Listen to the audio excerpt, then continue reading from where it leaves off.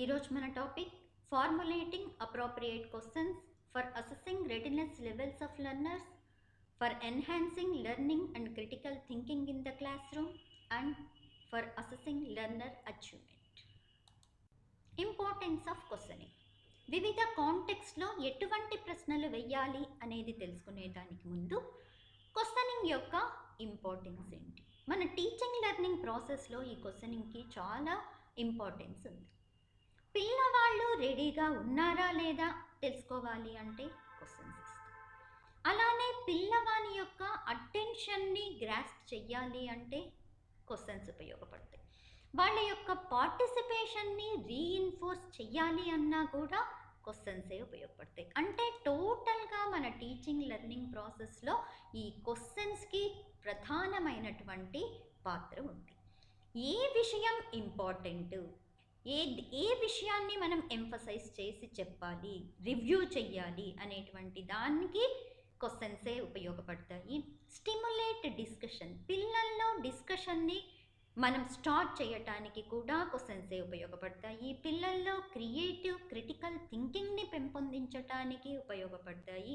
పిల్లలు ఏ విధంగా థింక్ చేస్తున్నారు, ఏ విధంగా పార్టిసిపేట్ అవుతున్నారు అనేటువంటిది మనం తెలుసుకోవటానికి క్వశ్చన్స్ ఉపయోగపడతాయి. Measure the achievement levels of the children, పిల్లవాడి యొక్క అచీవ్మెంట్ లెవెల్, సాధన ఎంత ఉంది అనేటువంటిది తెలుసుకోవడానికి కూడా ఈ ప్రశ్నలే మనకి ఉపయోగపడతాయి. కానీ asking the right questions and asking them in the right way in a particular situation is important. Context for formulating appropriate questions. First ఏంటి, for assessing readiness levels of the learners. పిల్లవాడు రెడీగా ఉన్నాడా లేదా పాఠం వినటానికి అనేటువంటిది ఎప్పుడు మనం తెలుసుకుంటాము మన టీచింగ్ లెర్నింగ్ ప్రాసెస్లో?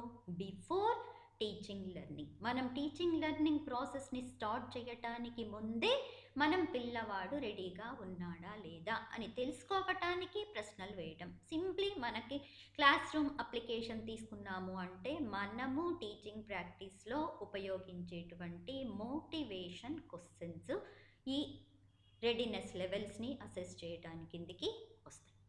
For enhancing learning and critical thinking, పిల్లవాళ్లలో థింకింగ్ కెపాసిటీని ఎన్హాన్స్ చేయాలి. డ్యూరింగ్ టీచింగ్ లెర్నింగ్ ప్రాసెస్, మనం పాఠం చెప్పేటప్పుడు పిల్లవాడిని పాఠంలో ఇన్వాల్వ్ చేయటానికి, పాఠం అర్థం చేసుకునేలా చెయ్యటానికి, పిల్లల్లో థింకింగ్ని ప్రొవోక్ చేయటానికి మనం వేసేటువంటి క్వశ్చన్స్ ఈ కాంటెక్స్ట్ కిందికి వస్తాయి.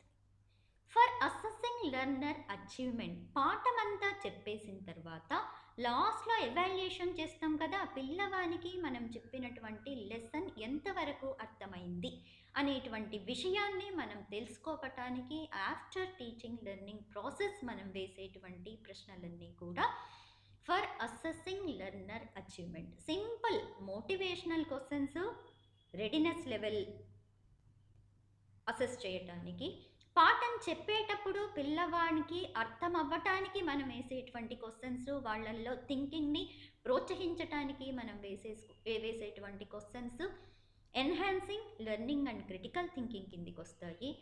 ఫైనల్గా మనం ఎవాల్యుయేషన్, పిల్లవాడిని ఎవాల్యుయేషన్ చేయటానికి మనం వేసేటువంటి questions for assessing learner achievement కిందికి వస్తాయి.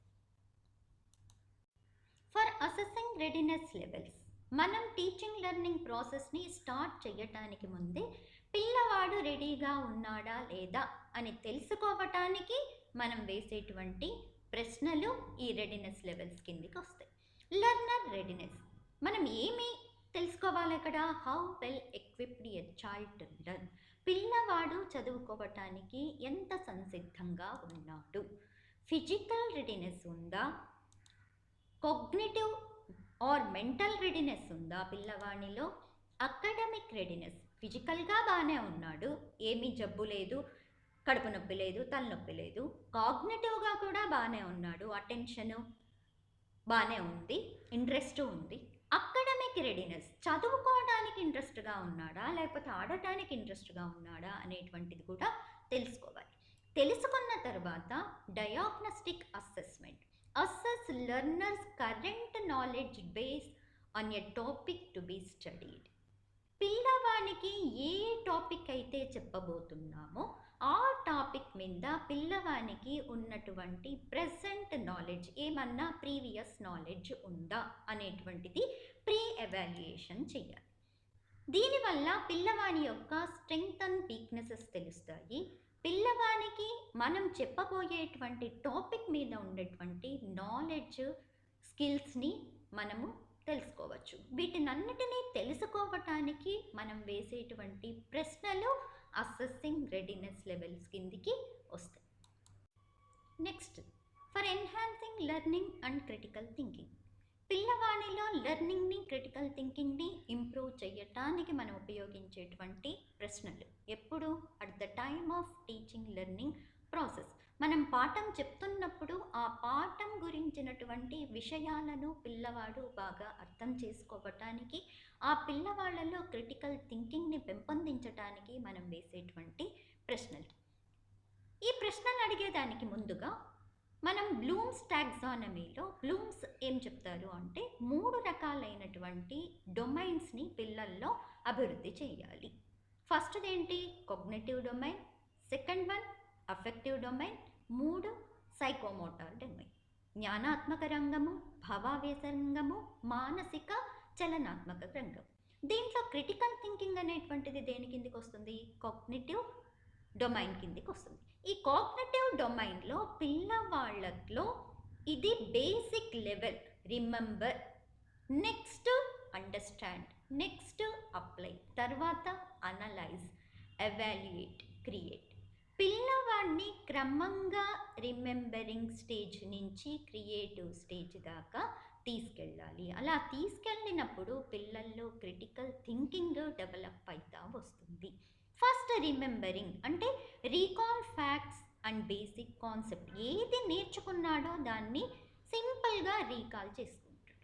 అండర్స్టాండ్, ఎప్పుడైతే విషయాన్ని అర్థం చేసుకున్నాడో అప్పుడు ఎక్స్ప్లెయిన్ ఐడియాస్ ఆర్ కాన్సెప్ట్స్, దాన్ని క్లాసిఫై చేయగలడు, డిస్క్రైబ్ చేయగలడు, ఆ విషయం గురించినటువంటి డిస్కషన్ చేయగలడు, ఎక్స్ప్లెయిన్ చేసేటువంటి కెపాసిటీ పిల్లవానికి వస్తుంది ఎప్పుడైతే పిల్లవాడు విషయాన్ని అర్థం చేసుకుంటాడు. అంటే టీచర్ యొక్క పని ఏంటి? పిల్లవాడు గుర్తు పెట్టుకోవాలి, అండర్స్టాండ్ చేసుకోవాలి, apply.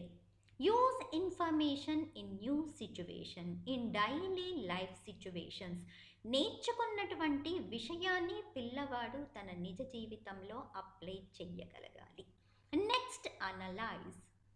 Draw connections among ideas. ఏదైనా విషయాలను డిఫరెన్షియేట్ చేయగలగాలి, ఆర్గనైజ్ చేయగలగాలి, కంపేర్ చేయగలగాలి, కాంట్రాస్ట్ చేయగలగాలి, దాన్ని ఎగ్జామిన్ చేయగలగాలి. ఇది కరెక్టా, ఇది తప్ప, వీటి మధ్య ఎందుకు ఈ భేదాలు వచ్చాయి అనేటువంటి అనాలిసిస్ అనేటువంటిది పిల్లవాడు చేయగలగాలి. Next evaluate. Justify a stand or decision. చదివినటువంటి విషయానికి సంబంధించినటువంటి జడ్జిమెంట్స్ కూడా పిల్లవాడు ఇవ్వగలగాలి. ఫైనల్గా క్రియేట్. ఏదైనా కొత్తగా డిజైన్ కానీ, అసెంబుల్ చేయటం కానీ, కన్స్ట్రక్షన్ కానీ చేయగలగాలి. క్రియేషన్ దాకా వెళ్ళలేకపోయినా కూడా పిల్లవాడు తను నేర్చుకున్నటువంటి విషయానికి సంబంధించినటువంటి జడ్జిమెంట్స్ వరకు చేసేటువంటి సామర్థ్యాన్ని పిల్లవాడు సంపాదించుకోగలగాలి. అంటే టీచర్గా ఒక డ్యూటీ ఏంటి అంటే పిల్లవానిలో క్రమంగా ఈ సామర్థ్యాలన్నింటినీ పెంపొందించి పిల్లవానికి ఆ పాఠం మీద అవగాహన కలగచేయాలి. ఈ అవగాహన కలగచేయాలి అంటే మనం వేసేటువంటి ప్రశ్నల ద్వారా పిల్లవానిలో క్రిటికల్ థింకింగ్ అనేటువంటిది డెవలప్ అయ్యి క్రమంగా ఈ ఎదుగుదల అనేటువంటిది కనిపిస్తుంది.